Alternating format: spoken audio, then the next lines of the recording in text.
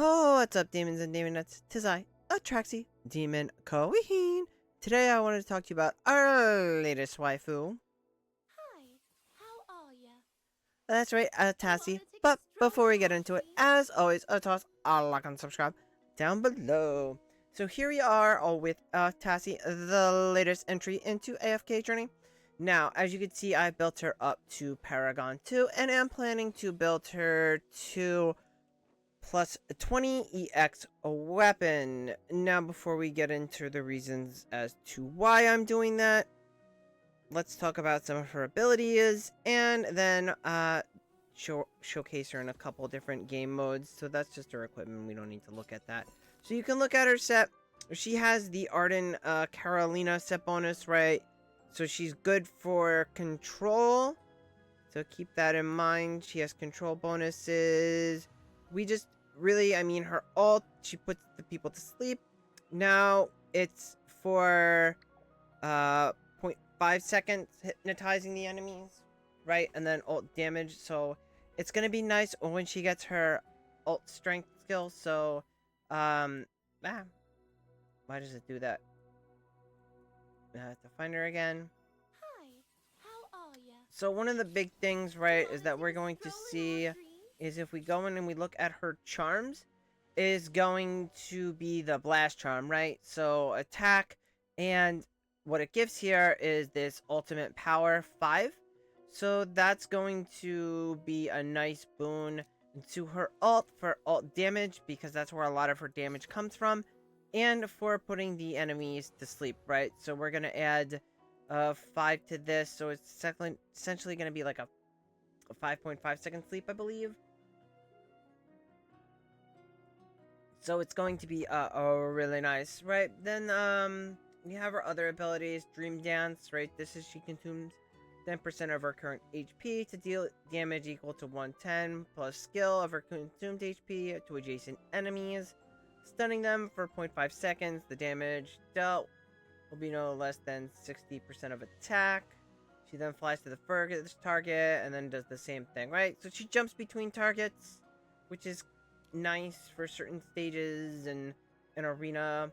Tasi enters her dream realm and transforms into a butterfly, right? So anytime she goes down to 50%, that's the trigger point. Is when she goes into this, she becomes invincible. She recovers that HP per second, and then she pops back up, right? And then she does more damage. Um, what I will note is that if she does get one shot, so I've seen where, say, she's up against a Thorn, and Thorn resurrects, and he does his attack, he can one shot her. So if she goes from like 75%, 65% health down to 0 health in that one attack, it will bypass this feature. So that's something else to keep in mind with her. This is just her EX weapon, and you really want to go for the plus 10. I think that's where she gains the real strength. The big advantage is here, right? Tasi gains 70 haste and reduces damage taken by 90% for 5 seconds after casting Eternal Dreamscape. During this time, Dream Dance no longer costs Tasi's HP. That's a big one, so she's no longer consuming her HP, but it does count as her consuming her HP. And the advantage of going up to 15 is she gets the extra haste, which is crazy because even with the 2, so basically what's gonna happen is she's gonna cast Eternal Dreamscape, she's gonna become hastened, she's gonna gain energy quicker, so she almost starts to get to a point where she continually chain casts her ult. It can be a little crazy. Tasi gains an extra attempt to cast Fluttering Dream each time she gets an assist or kill. That's good for things like arena and good for things like stage pushing. So we're gonna go into PvE where she's still pretty strong. I have one replay here that I want to show. It's the Wilder team. So basically this is your typical control team. It should look pretty familiar. We are missing Arden out of the trio. We're replacing Arden with Tasi. This seems to work best for the most part. Sometimes you're going to want Arden still if you need that earlier control, because I will note that Tassie's first ult is very slow. She needs that ramp up time. So she gets faster, and then she gets faster. She gets the assist or kills, and she could potentially cast it again. But we'll check her out in action here. So we are going to give her a resonator, so she does gain her energy quicker and can ult faster. So let's speed this up because, again, it does take her a while to go off.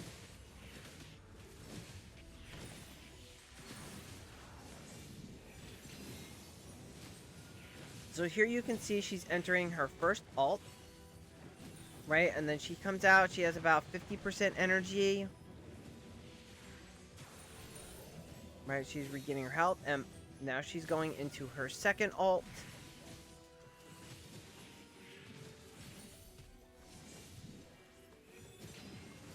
So essentially it just really helps with control.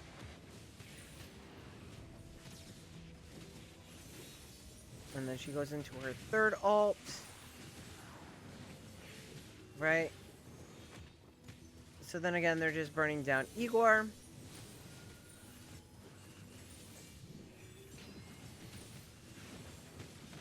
So she doesn't double ult here.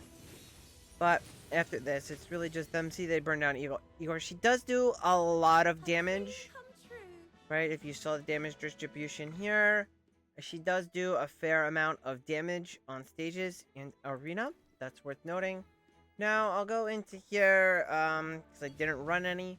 But the other one you're going to see her in is going to be these Lightbearer squads, right? And then the idea here is she's going to double ult, and we're going to use Rowan as an energy battery, and she goes off like crazy. So I don't know if we'll get this one, but let's see.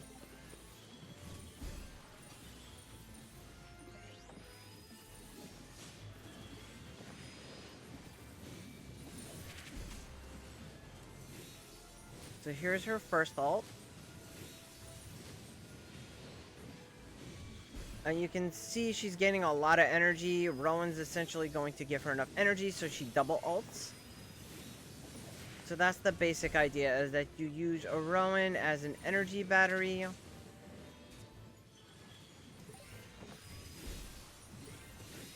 And so she's almost always ulting. So you got her duplicate ult going right now. Or it's a bug.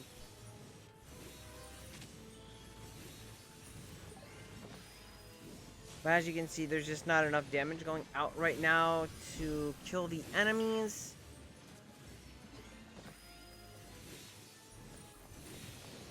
She's ulting again. So maybe it just, like I said, it's one of those things that takes some ramp up.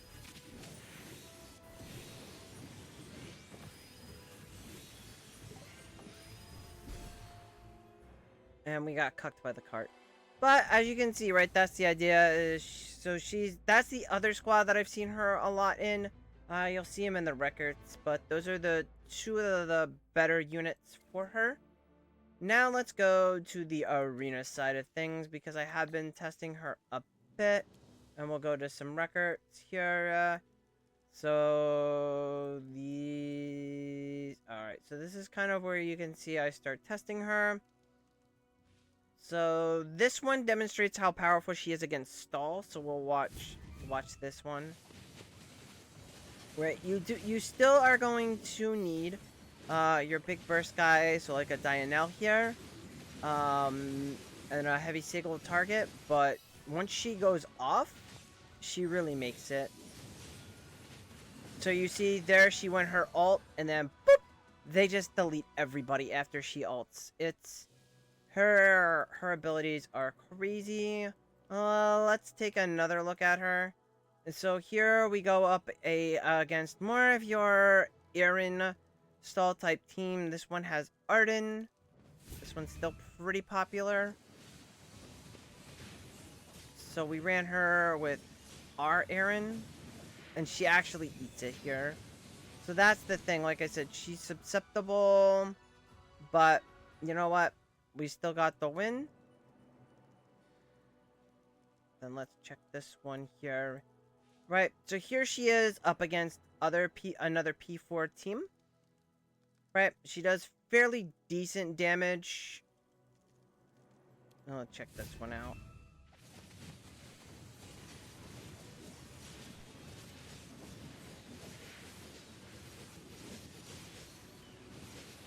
See, this is the thing I say, like, her ult is very slow. So there she goes. So she kind of... But once she goes off, it's like... It's pretty much a GG. So it's like just getting her to get her ult off. So maybe we could build an arena team around her with, like, Rowan or something for Supreme Arena. Here's some additional testing. I don't remember if she dies early. And again, this is the only other P4 person on my server, so this is sadly all I get to test against.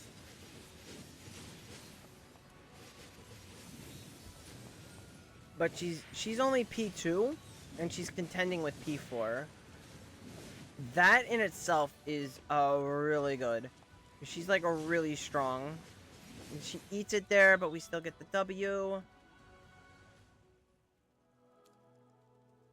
So even Lily May at P2 had problems competing with P4. I think that's the one where she gets insta-gibbed by Thorin. So like I said, this is one of those things where she goes from like 100 down to like 0 because she gets insta-gibbed by Thorin. That's one thing to be aware of. Here's just another stall defense. Here's just another... I didn't run her there. She's not good against... She wasn't good against the Dunlinger team when I tried it against him. Yep, battle record too low. But, yeah, so here we go. That's where I tried her. Against the Dunlinger burst team, she just gets burst down and dies. She's not very effective there. So she is susceptible to burst. Here, she didn't do too hot. So she's really strong, but she still suffers from some of the same issues that other heroes suffer in Arena. I can't seem to find the one. I did have one where she ends up soloing Thorin at the end, and comes up clutch. So she is kind of a clutch hero. She's really, really strong. Overall, in Arena... That being said, let's go ahead and I'll just note Dream Realm, and I'll show where I use her. So we'll look at comparatives, right? So here we use Tasi, right? And we do 141. So she does about 9.5 on the boss. But the thing is, when we go look at like our top record here with Lily May, Lily May does about a lot more, like 46 billion more damage. You can't replace that. Even Sinbad out damages her. He does 34 on the boss. So I thought maybe she had a shot on Skyclops because of the ads, but that wasn't the case. On Bear, she just it's far worse. I'm not gonna have I don't think we'll have the replay records. We might, do we? Oh, we do. I'll show you the problem with her on Bear. Is she goes behind the boss. Right? So she's behind the boss initially, and she's out of the buffing. And she moves around. You see she moves under the boss, behind the boss. So she moves out of the buffing. So she dies pretty early on. Or at least she didn't die early on in this one. But she doesn't... See there, she dies about halfway through the fight. So she doesn't really have a chance to do much damage. So far she hasn't been that big when it's been come to bossing.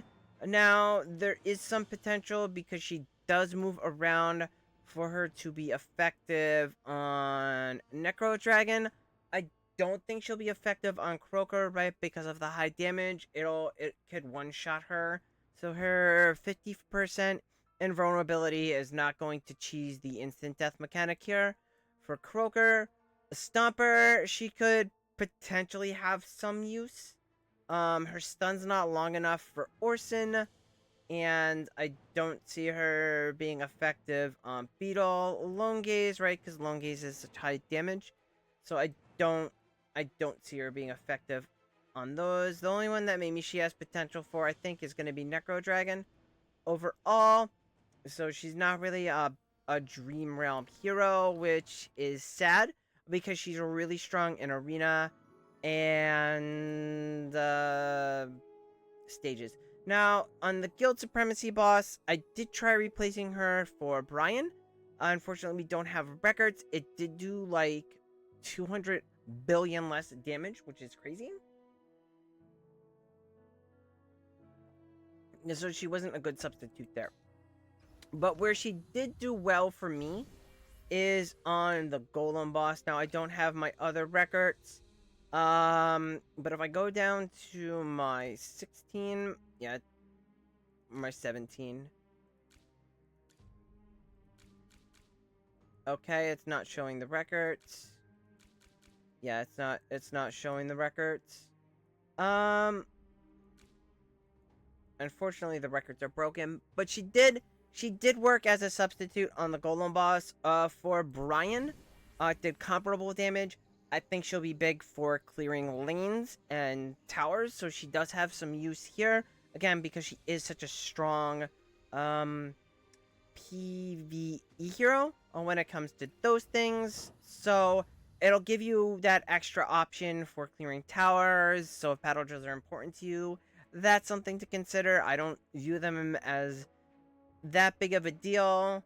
So yeah, I think that's. I mean, Supreme Arena. No one attacks me here. I've only seen her used on my other account. And she's pretty good. Again, she's really good, like I said, in PvP, so you can maneuver around some of those teams she might be weak against. I definitely am going to be using her in Clash fronts because, again, she's such a strong PvP character. So where do we stand, or where would I rank her? For Dream Realm, I'd give her an F-. Sadly, I just don't think she's going to be viable. Even on Necro Dragon, that's the only boss that she's gonna potentially have any use on, but she's not very good Dream Realm character. And unfortunately, Dream Realm character is kind of like the determinant of whether a hero is a must-pull or not a must-pull. We can't just go by stages in Arena alone unless they're transformative, say like an Almas, who was a must-pull. And I think everybody's kind of coming around to that and to see that. I think she's maybe a replacement for Arden in that play area, so she's really strong on stages. So if you're struggling on stages and you want someone to pull, that maybe will give you that slight edge. It's going to be her. I'd give her an S+ for stages. I'd give her an S+ for PvP. She's just really, really strong there. She can come up clutch. Things to avoid might be Odia's. Thorn, if she can skirt the resurrect, she's fine. And I've only seen that happen once, so she's really, really strong there. And then the other one to consider is Lily May. If Lily May counters her, it's going to be problematic, but she's really, really strong in general in that area. And like I said, she's a little bit susceptible to burst, but not like too susceptible unless she goes against like a heavy burst team like I did with the Dun team. But then they're going to cancel out the ults, so you're going to have to run something else anyway. So again, I'd give her an S+ in Arena. So I'd have to classify her as closer to a must pull than not a must pull, but mostly a nice to have and not a must pull. I mean, if you're struggling, like I said, in Arena, if you're struggling on stages, she might be a really good pull for you. She's certainly going to be better than Anara, but that's just the face of reality of what we're dealing with this season. Is we're not getting that. We haven't gotten the Lily May, we haven't gotten the Mikola, we haven't gotten a Freyesto, we haven't gotten a Taylene, we haven't gotten an Almas. We haven't got one of those big transformative heroes that we got in Song. I don't see us getting that. That's kind of problematic. Part of the other issue is that the primary source of the yellow essence comes from Dream Realm, and sadly, if a hero isn't good in Dream Realm, it kind of lowers their draw need. I just think everybody's finally coming around to like the Almas type to see how important it is for pushing stages. But like I said, you can get by without her on stages if you don't have her, right? Because you could run Arden, you can run other units.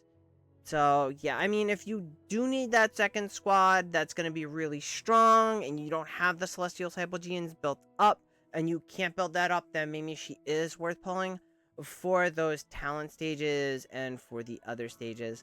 And that's it for this one. I wish you luck. As you see, I pulled her to P2 because, again, I am using her in Arena, and I think P2 is kind of like the break point. Like, you want a minimum of P2 if you have P4 for them to be effective in your slot.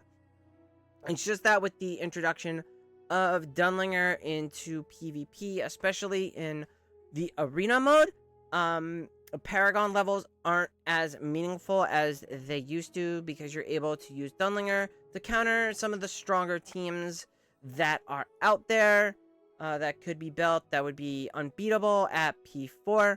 So that's just why I don't know why Lilith did that. They did that on their own. They devalued, so I think P2 is a good way to pull her on her banner, and then we can wait for her to move over to Wishlist, and then Epic Recruit, and pull the additional copies over there to get her to P3, and maybe eventually P4.